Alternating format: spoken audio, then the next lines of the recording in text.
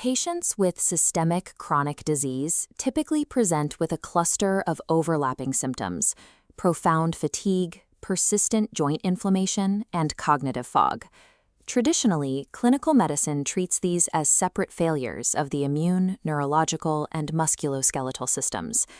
However, tracing these symptoms to their origin reveals they are the outward markers of a single microscopic crisis: the collapse of the cellular power grid. This grid relies on mitochondria. In their baseline state, these organelles ingest carbon substrates and metabolize them to drive cellular oxidation. The primary output of this process is adenosine triphosphate, or ATP. ATP is the energy currency required by every tissue in the body to maintain its structure and function. Because every macroscopic bodily function, from muscle contraction to neural signaling, depends on this microscopic energy production, a failure within the mitochondrion leads to a systemic clinical collapse. ATP is generated through the electron transport chain, protein complexes that funnel electrons to create a proton gradient for energy. But this involves an inherent chemical risk. Electrons inevitably leak from complex 1 and 3, reacting with ambient oxygen to form unstable superoxide radicals. These leaked byproducts are reactive oxygen species, or ROS. They act as localized radiation, damaging vital proteins and DNA. To manage this, an enzymatic shield deploys. SOD2 captures superoxide radicals, converting them into hydrogen peroxide, which catalase then cleaves into harmless water and oxygen.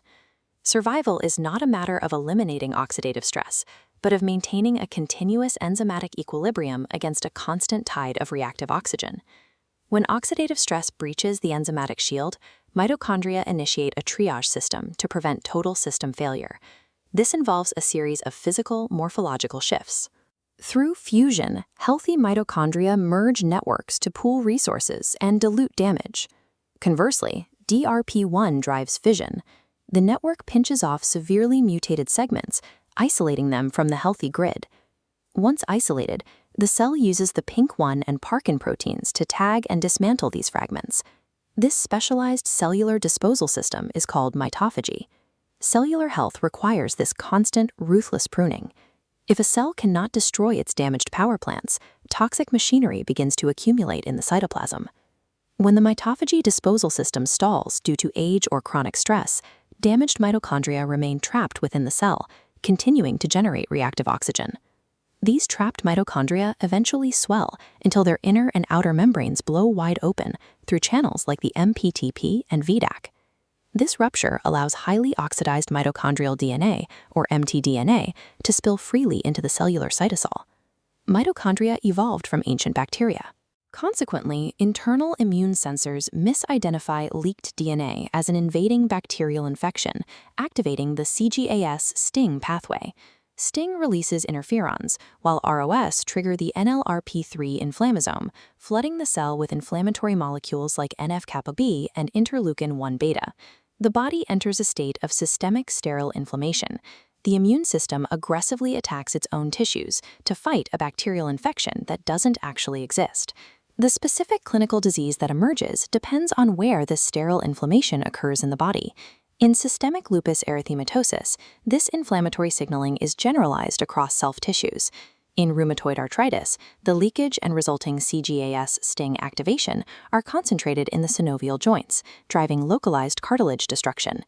Beyond acute autoimmune disorders, this chronic inflammatory chain reaction is central to the 12 hallmarks of aging. Ongoing CGAS STING activation forces cells into senescence.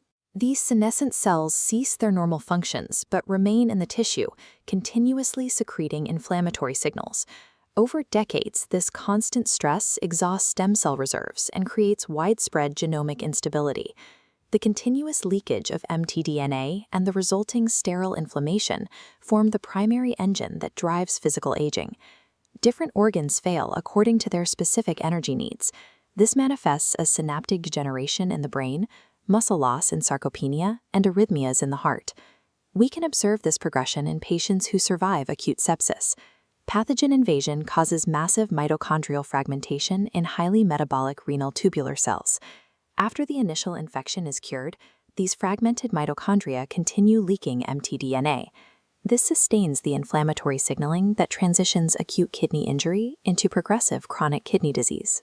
Surviving a medical crisis is often the start of a chronic metabolic cascade, which can only be halted by targeting the underlying mitochondrial failure. If oxidative stress causes mitochondrial decay, we must explain why interventions that increase oxidative stress, like aerobic exercise and intermittent fasting, consistently improve cellular health. This graph illustrates mitohormesis, the principle that biological systems adapt to mild, temporary stress in ways they cannot adapt to chronic stress. Intense exercise creates a brief spike in reactive oxygen that acts as an alarm bell.